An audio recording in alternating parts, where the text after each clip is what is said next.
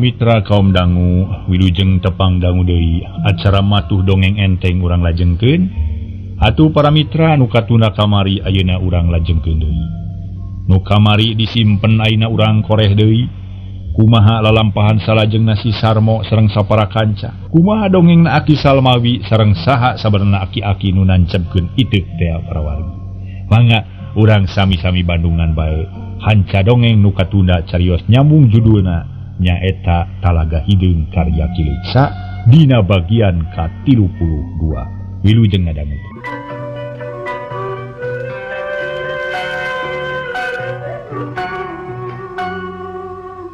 Si Sarmo harita para wargi sadaya ngarasa bagja kulantaran geuning Aki Salmawi teh ngahampura kana kasalahanana. Atur nuhun Ki kuring bunga liwat saking sabab geus meunang pangampura ti Aki. Daina kuring rek wakca balaka nyaritakeun sabab-sababna. Kieu Ki dongengna teh derak-dak Sarmo nyaritakeun lalakonna. Di mimiti init ngalalana nepi ka danget harita dibejakeun kabeh taya nu kaliwat. Atuh Aki Salmawi meuni kerung milu heran ku ayana hiji aki-aki nu kumawani ngagokan kana lalampahan Sarmo. Saha ngaranna eta aki-aki teh ujang? Geus kanyahoan atawa acan? Asa gumede teuing teu ngahargaan kana pangabisa batur.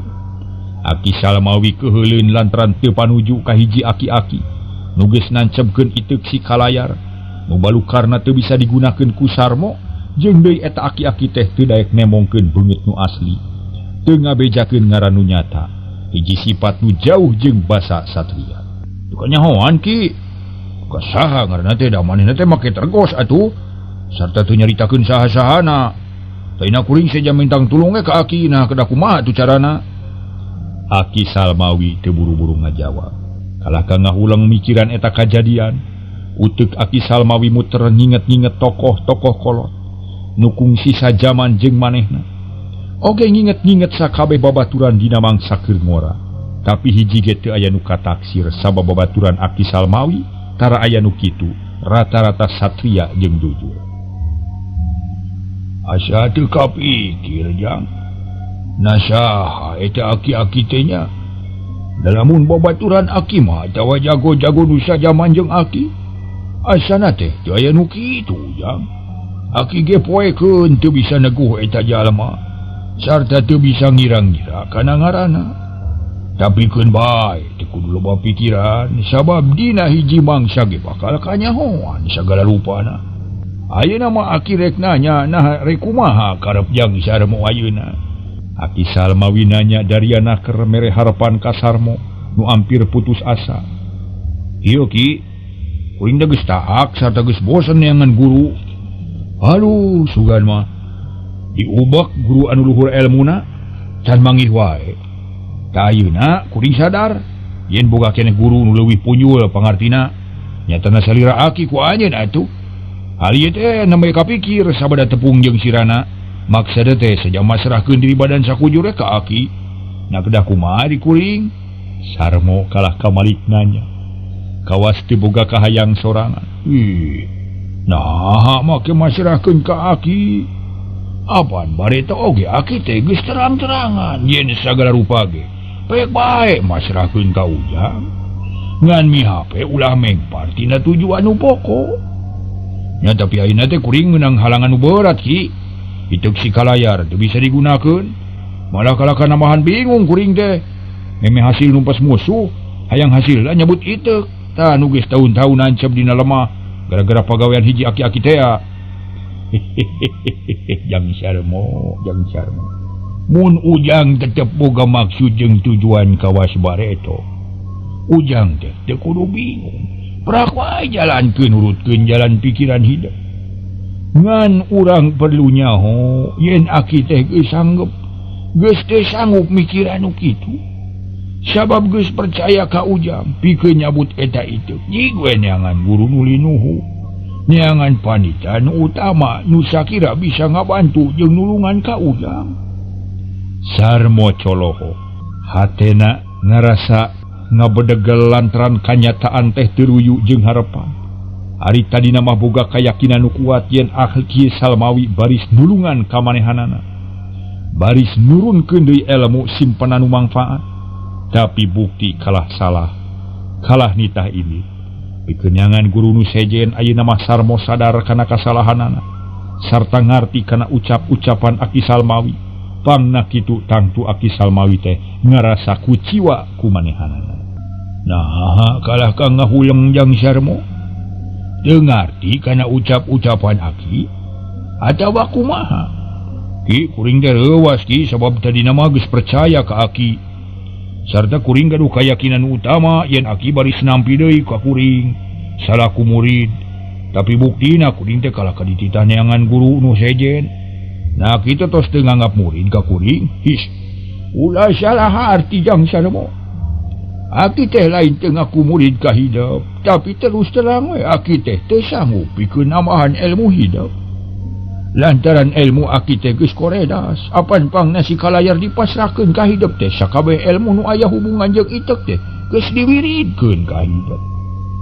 Jadi ayeuna mah geus eueuh nanaon deui mun aya naon-naon kapaksa ujang sorangan kudu ikhtiar tak kitu cek Aki Salmawi bari neuteuk sorot soca asa nanceb kana dada sarmo. Oh kitu nyoba milares kitu mah mangga teh teuing kuring sajamiang deui bakal neangan guru nu sakira sanggup nengpulan ieu tapi Aki teh tetep we aya punjul nanti kuring sabab geus lebok tapak gendeng kadek cing kuring pasien pituduhna kedah ka mana atuh lunta teh kuring dah yang aya padoman nu pasti we sangkan teu ider-ideran teu bugu hehehe jang sarmo ku Aki rek dituduhan pijalaneun ngan Aki sorangan ge can bisa nangtukeun hasil atawa moal tapi sok sanajan kitu oge muga-muga we sing lancar kalayan salamet tujuan ujang sing hasil jung geura lunta jugjug ka dayeuh luhur didinya aya sepuh anu jenenganana teangan we ku ujang da moal burung kapangi ke pokona mah eta ilmu eta teh anu luhur ilmu jeung depan nalar kitu sarmo ungut-ungutan paroman biar marah mai lantaran ari kadaya luhur mamana teh geus nyaho sarta jalan geus apal ongkoh kungsi matuh di eta lembur dina mangsa keur getol usaha sabab sok mulian hasil tatanen ti urang lembur nuhun atuh ki mun kitu mangan kari ngajugjug we ka ditu ayeuna pisan rek dijugjug moal diisuk pagetokeun ngarah tereh laksana nyabut si kalayar nu penting mah mun ieu geus kapimirik si Karji jeung si Uy rek dibasmi mangga permios atuh ki kuring mah moal lila-lila di dieu sarmo geus hayang indit hayang geura tepung jeung guru anyar wajung didoakeun pisan ku Aki sarmo munjungan ka Aki Salmawi sanggeus tarap tibral miang rek muruk ka dayeuh luhur bari mawa harapan anyar ari Aki Salmawi hatena ngarasa melang bisi sarmo teu hasil ngungkulan iteukna bisi teu kapimirik deui ku sarmo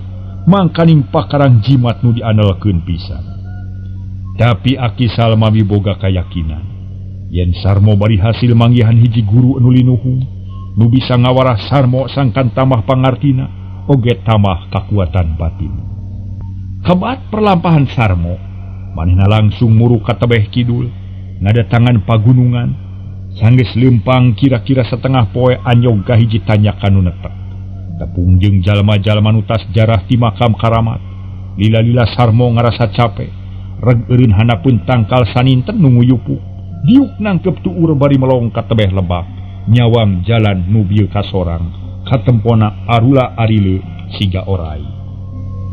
Alhamdulillah teu burung kasorang jalan nu nanyak teh susuganan we maksud aing bisa hasil kalayan ngemakeun lantaran aing niat hade mah hayang namahan ilmu pikeun numpes jalma jahat tapi aing teh ngarasa heran asa jago nu aya di dieu nya asa kakarang ngadenge tara nyaho tibeh dituna nah jago dina widang naon atuh tukang penca atawa kumaha dukun atau panita cek sarmo ngomong sorangan betimu rasa cangcaya dina hate nyelap dina sela-sela ati nu can teteg pisan ari nu jadi calantaranana manehna oge geus apal kana kaayaan di dayeuh luhur tapi can kungsi ngadenge ngeunaan hiji sepuh nu dipikolot ku jago-jago dina mangsa harita barang keur jongjon ngahuleng ditonggo aya nu keur leumpang bangun tenang no gencang bunten buntelan leutik ku tangkal jambu batu sagede inung suku.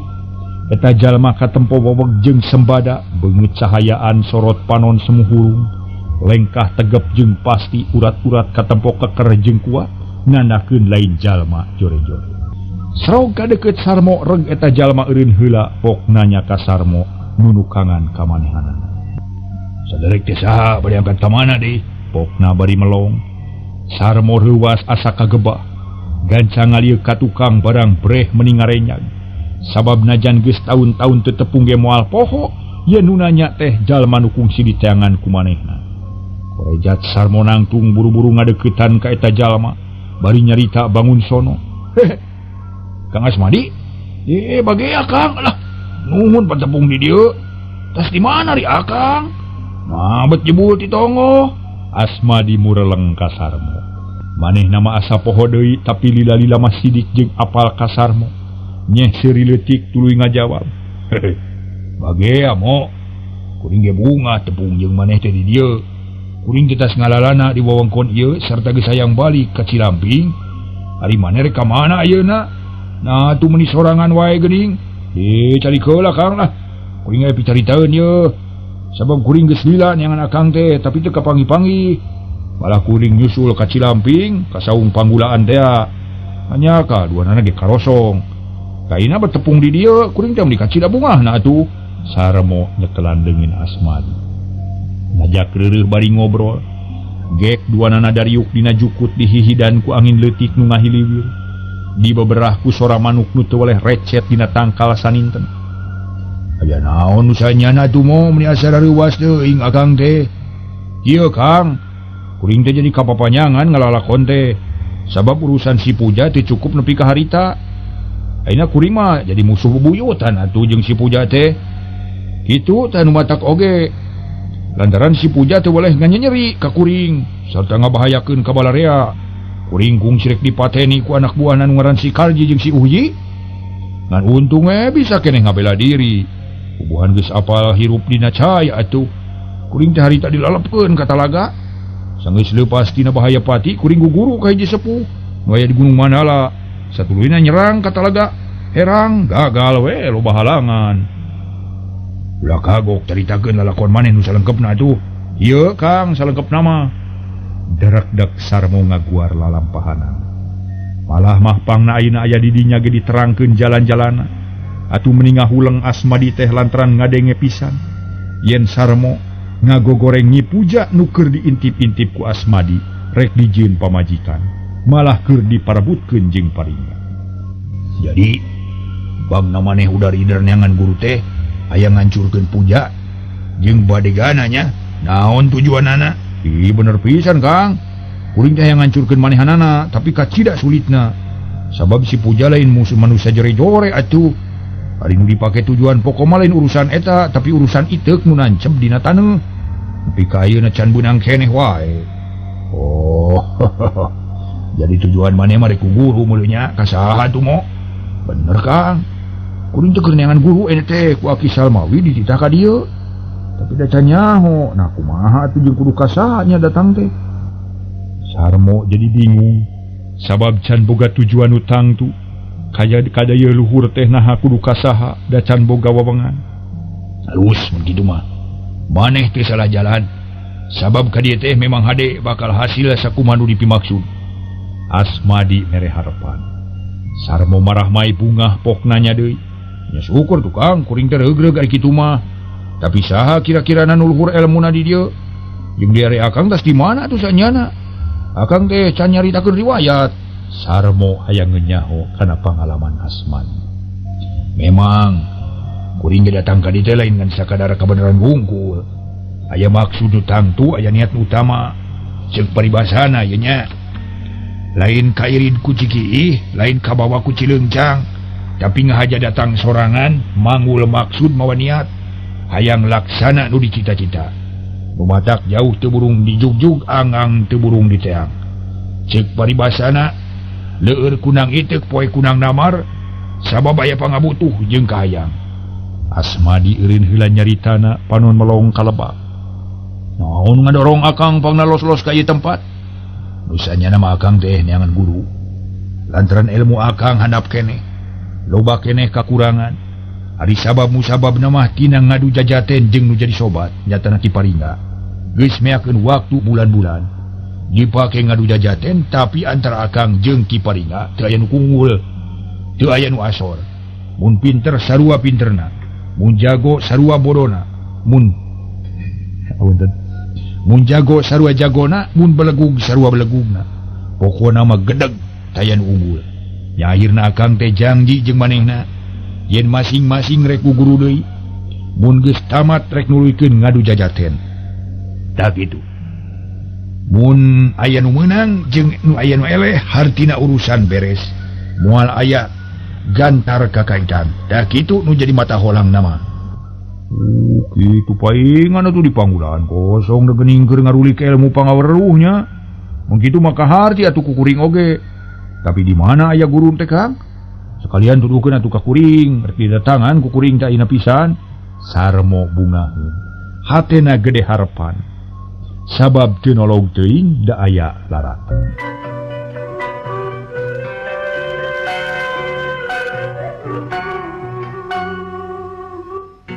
Harita para mitra sadaya Asmadi tuluy nyarita mun maneh hayang guguru deui ulah salah ulah kaliru pek we datangan guru akang nu jenengan Ki Juma aya di lembur daya luhur moal gagal guguru ka anjeunna mah lantaran aki-aki nyantri sepuh anu luhur elmuna tukang ibadah loba luangna tak kitu moh mun alhamdulillah muga-muga we paniatan kuring dilaksana tukang ayeuna keneh rek ditepungan ku kuring sabab luyu jeung pituduh ti Aki Salmawi malah kuring jadi boga pamadegan tangtu antara Aki Salmawi jeung Aki Juma aya hubungan sigana mah kitu tapi keun bae teu kudu dipalur ku urang dang kieu moal burung kanyahoan mo nu penting mah geura diajar sing getol geura ulik ilmu-ilmu nu dibiridkeun ku anjeunna pangakang lah tangtu kesempatan ieu teh moal dilalaborakeun rek digunakeun sahade-hadena sangkan tujuan kuring laksana sarmo kacida atoheunana lantaran tujuanna nepi heseneana ayeuna geus meunang katerangan nu jelas ti Asmadi satuluyna sarmo jeung Asmadi ngobrol ngaler ngidul sagala dicaritakeun duanana ngaguar lalakon sewang-sewangan namplokeun kasono bari reureuh akhirna Asmadi jeung sarmo paturai heula masing-masing nuluykeun lalampahanana Asmadi nurugtug mudun ari sarmo leumpang mapai jalan nu netek tapi ayeuna mah teu karasa berat teu ngarasa ripuh lantaran hatena keur bunga asa copong pipikiran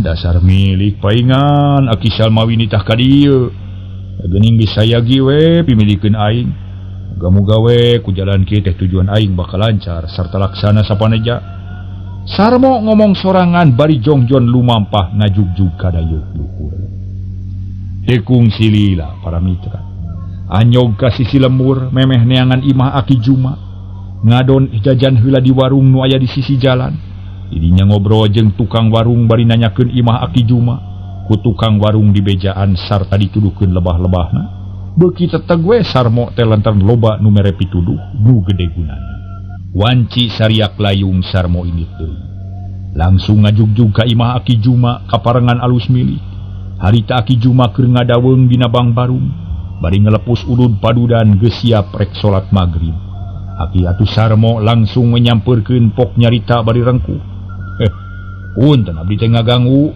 abdi teh bade tumaros Ki ih moal ujang nya bade naroskeun naon atuh ujang teh ceuk Aki Juma bari mencrong ka sarmo heraneun meuri nempo jalma anyar pinami sungun dupi bumina Ki jamu teh leres ya kitu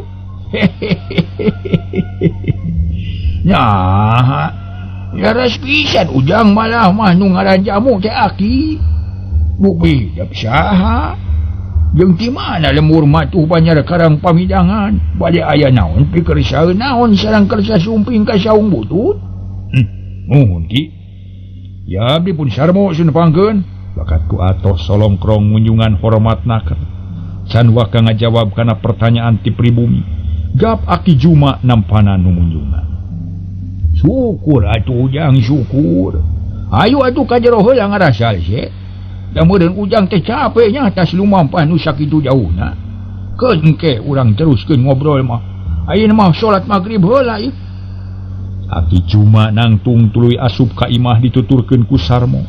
Lantera diseungeut di imah jadi caang. Sarmo andekak sila dina sama nyang hareupan cempor ngahaja diseungeut ngarah leuwih caang. Ai ujang sok salat atawa dara? Hehehe. Oh sok sagabung-gabung ki, sebab Sarmo bari ngabalehem eraeun. Hate deg-degan inget kana amanat Aki Salmawi nu tara dijalankeun. Keun bae nu geus mah da moal ka sorang deui. Nu ayeuna we urang jalankeun mumpung aya keneh kasempatan. Jika cai heula tuluy urang salat babarengan jeung Aki. Aki Juma nunjuk ka pancuran. Sarmo teu baha manehna buru-buru ka cai rek wudu. Ari Aki Juma nyadiakeun sarung anu bersih jeung baju kampret keur Sarmo. Heuleut sawatara waktu. Lantaran menang guru teh lain saiwan. Jeung Sarmo ngarasa untung. Sarmo ngarasa untung. Lantaran menang guru teh saikhwan jeung Aki Salmawi atuh dina ajarana teh taya bedana. Sabab kudu boga dadasar nu kuat nyatana iman jeung Islam ditihangan ku salat. Sareng sena salat Aki Juma jeung Sarmo dariuk dina sama. Ari di luar kaayaan beuki poek da kabeneran keur eueuh bulan. Ukur kacaangan cahaya bentang nu temong hiji-hijieun. Layung anu tadi hibar geus pareum dijajabkeun ku reangna sora jangkrik jeung gaang. Ti kajauhan sok dialokan ku sora lonok jeung lok-lok. Tang tuluykeun ngobrol teh ujang. Sabab tadi masa kurang laluasa dabongan datangna teh parengkeul ka kagokna. Ari ujang teh ti mana asal? Aya naon pangna tumorodog tanpa larapan? Naha aya nu ngutus atawa niat sorangan? Cing geura caritakeun ka Aki. Da ayeuna mah geus ceceg meureunya. Cek Aki Juma ngamimitian mariksa semahna. Abdi teh kawitna mah ti lemur puyuh tutugan Gunung Pasang nanging tos lami ngubara ka Gunung Mandala. Lajeng ngalalana kaing 4 taun. Daina aya kasulitan abdi teh bade nyuhunkeun tulung ka Aki. Janten ku dongkapna abdi ka dieu teh sanes bade ngintun nepi ka bungaheun. Henteu jingjing teu bawa estuning lengoh ngagandeuang ngan ukur bade ngarerepot we ka Aki. Upami ditampi mah bade guguru abdi teh margi gaduh maksad abdi teh. Cek Sarmo kawas teu sabar langsung nyarita kana pokok pangkarana. Ke narek guguru naon atuh da ka Aki teh?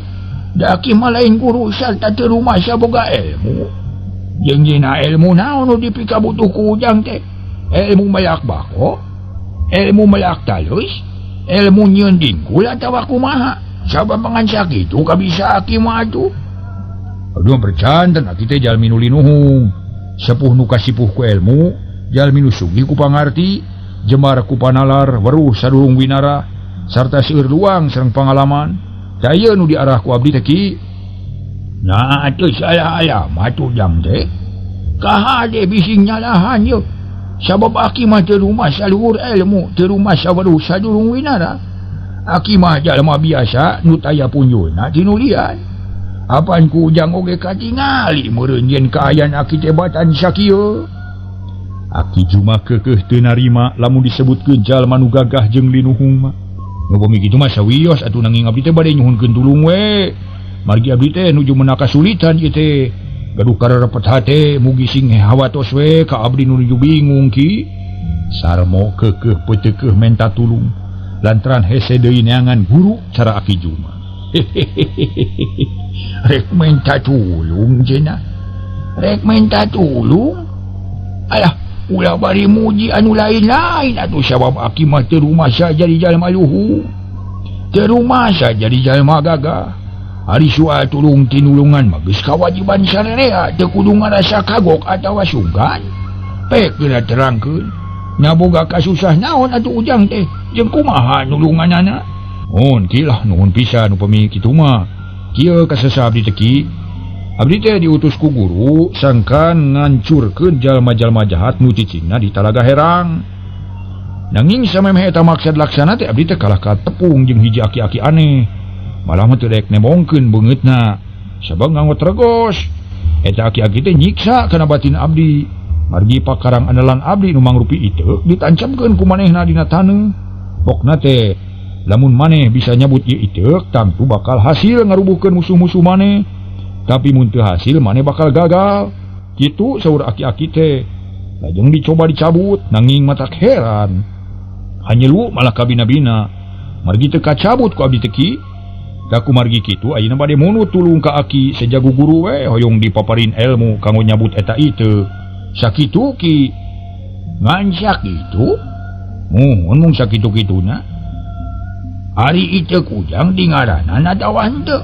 Kantenan ki margi eta ieu teh pamasihan ti guru abdi. Eta ieu teh katelahna si kalayar nu kantos pada marebutkeun ku jago-jago dina zaman kabungkur. Nanging langkung 30 tahun cenah tos kalangkung kitu saur guru abdi teh ki. Si kalayar Aki Juma ngajenghok bakat ku kaget. Asa teu percaya kana omongan Sarmo. Sarmo ge heraneun ngadenge kitu mah lantaran Aki Juma jiga nu kungsi wawuh kangaran si kalayar. Teu lepat ki si kalayar ngaranna teh Ituk Jima teh nu mati. Ke. Ari ujang teh saha atuh nu sanyana teh? Nah, make bisa ngagem si kalayar. Apa neta Ituk teh baheula mah kacida matina. Nganjal manuhur ilmu nu sanggup nyekel eta Ituk. Mawi pangna Ituk duge ka kitu teh abdi teh rumaos teu aya kaktiasa. Upami abdi cekap ku pangawasa mah moal kitu ki. Aki Juma ungut-ungutan. Ngartieun kana katerangan ti Sarmo. Sajongjongan mah jempe teu aya nu nyarita. Sawangan Aki Juma kumalayang ka alam nuges kaliwat. Terus ras kana lalakon nu karanapan puluhan tahun ka tukang. Breh nemongan dina mangsa tarung bebeakan. Marebutkeun Ituk nu basajan tapi ngandung kasakten. Rupi Aki nah ngiring marebutkeun waktu sarita teh ki. Sarmo ngamimitian deui nyarita. Lantaran panasaran hayang nyaho kana riwayatna Aki Juma. Henteu ujang. Teu kungsi marebutkeun Aki mah henteu. Ngan memang kungsi ngadenge kana ayana si kalayar kitu tah. Malah mah Aki ge mineng ngadedengekeun lalakon batur ngeunaan hal ieu teh. Aki Juma teu ngabejakeun nu sanyana kawas loba kapaut. Rupi ayeuna cenah kersa nulungan ka abdi. Upami henteu abdi mah bakal cilaka ieu kahiji moal laksana numpes nu jahat. Atuh kaduana baris keing bebenon ti guru abdi. Da kumargi kitu mugi kersa we atuh nulungan ka abdi nu nuju bingung ki. Ke lah nanjang Sarmo. Ari guru ujang teh saha jenenganana jeung di mana calikna? Oge ujang nyaho ti saha atuh ka Aki? Guru abdi mah jenenganna Ki Salamawi, linggi di Ponclot Gunung Manala. Malih nya anjeunna pisan ngutus ka abdi oge supados mios ka lembur daya luhur. Nanging teu nyebatkeun jenengan Aki mah da terang sote ti Kang Asmadi tadi tepang di jalan. Jadi wawuh jeung ka Asmadi nya? Aki Juma beuki tambah heran sarta beuki kandel ka hariwang sok sieun isuk pageto jol deui jalma nu hayang jadi murid. Leres ki abdi mah wawuh sareng anjeunna teh. Nah syukur atuh ari kitu mah Aki teh moal kagok cumarita jeung ujang. Ari wawuh jeung Asmadi mah sadua we jeung incu Aki keneh. Ku Aki rek ditulungan sarta kahayang ujang rek dicumponan. Tapi kahade jadi jalma mah ulah ujub, ria jeung takabur. Ari sabab manusia mah ukur dibere kahayang jeung rencana sarta diwajibkeun ikhtiar matakeun akal tur tareka nu ngalaksanakeun nama angin Allah nu hiji. Tah kitu syariatna teh jang kumaha kaharti? Hartos ki hatur rebu-rebu nuhun laksa ketika bingahan. Sarmo marah mai bakat ku bunga sabab tujuanana laksana. Insyaallah ku Aki rek dibantuan. Muga-muga we sing hasil sakumaha nu dicita-citakeun. Pek reureuh heula sing jongjon Aki rek nyangandaheun sugan aya keneh. Aki Juma ngaleos ka dapur ari Sarmo narik napas jero bakat kulugina. Alhamdulillah. Ini jeburung hasilnya taing teh. Rasakeun si aki-aki jahat dicabut Ituk sia. Sarta dina hiji mangsa rek dibabukeun ka maneh. Cita teh Sarmo bari nyeupeukeun peureupna. Manehna inget ka aki-aki nu kungsi tarung teh.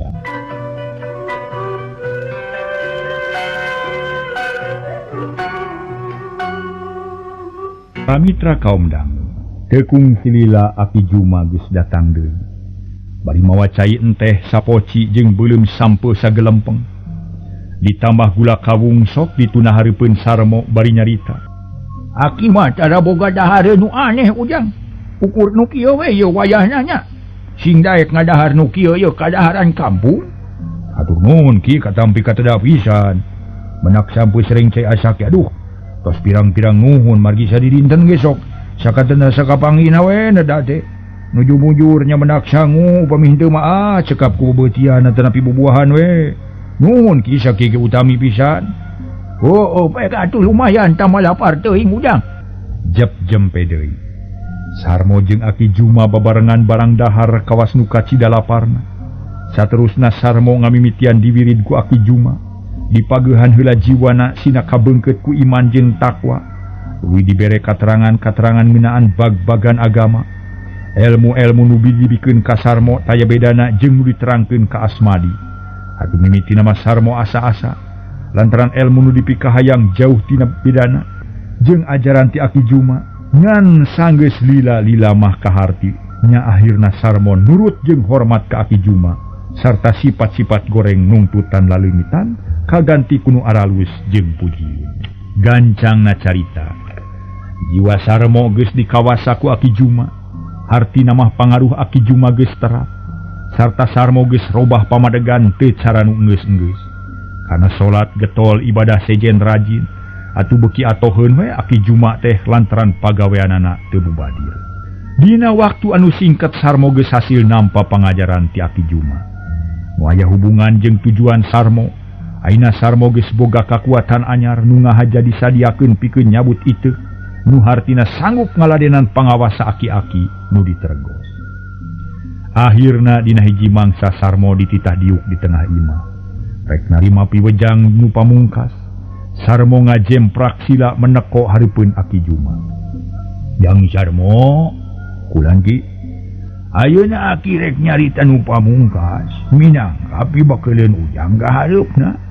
Ilmu nu dibutuhkeun ku hidup geus dibikeun ku Aki teh. Sarta cukup keur nyumponan ka hayang ujang. Da ayeuna Aki rek amanat omat sing bisa mawana. Sabab elu teh sarua jeung ngepe sobalati atawa bedog. Gumantung kana kasanggupan nu bogana.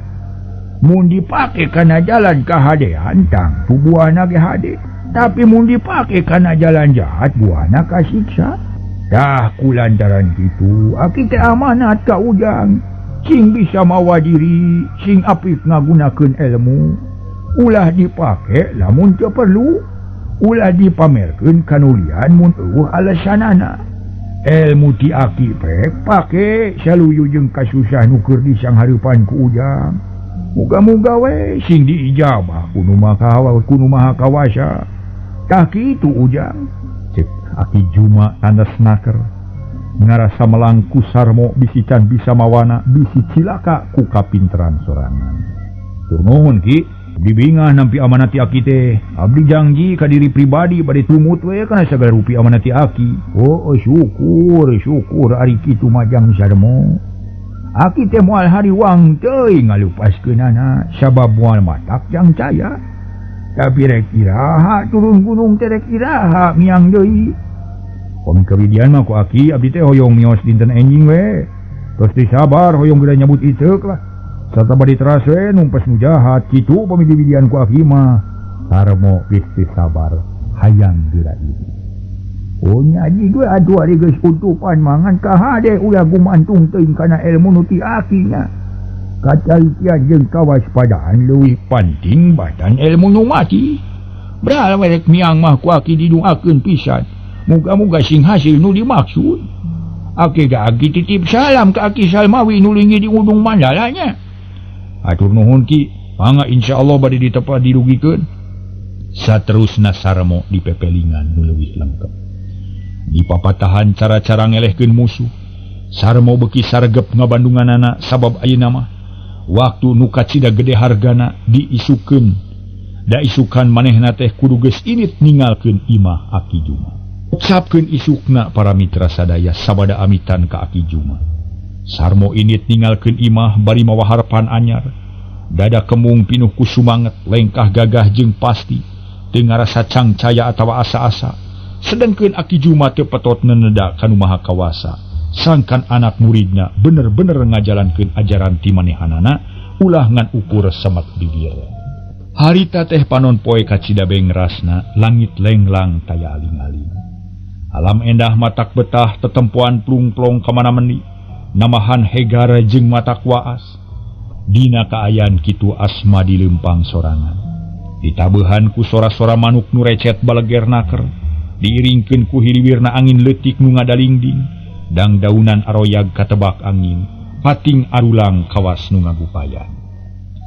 Asmadi nu geus robah pamadegan lempang henteu galideur. Aya karisi taya karempan, salilana siap pikeun yang hareupan naon bae nu bakal tumiba. Pipikiran geus buleud rek langsung neangan paringa pikeun ngarengsekeun urusanana. Waduh, kudu ka mana aing ayeuna yeuh? Nya kudu caci lamping atawa ka mana sabab si paringga can kanyahoan cicingna. Tapi aing baheula teh geus patali janji yen mun geus tepi kana waktuna rek tepung deui di Poncolot Gunung Munyul. Keun arek dijug-juga dinya we. Susuganan si paringga geus nyampak di dinya. Cek Asmadi bari ngarandeg panon melong ka jalan satapak nu mudun. Kenca katuhun ngaroyom rarambu leuweung. Asmadi pageuh nyekel iteuk haur nu tarapa jauh lantaran iteuk ditinggal akina nu gede hasiatna. Sanggeus ngarasa teteg hate sarta geus puguh tujuanana. Asmadi lumampah ngajugjug ka Poncolot Gunung Munyul, rek ngadaguan paringga nu tangtu datang kadinya pikeun nuluykeun ngadu jajaten. Waktasna para mitra. Mangga atuh para mitra, wilujeng kantun bae kasadayana.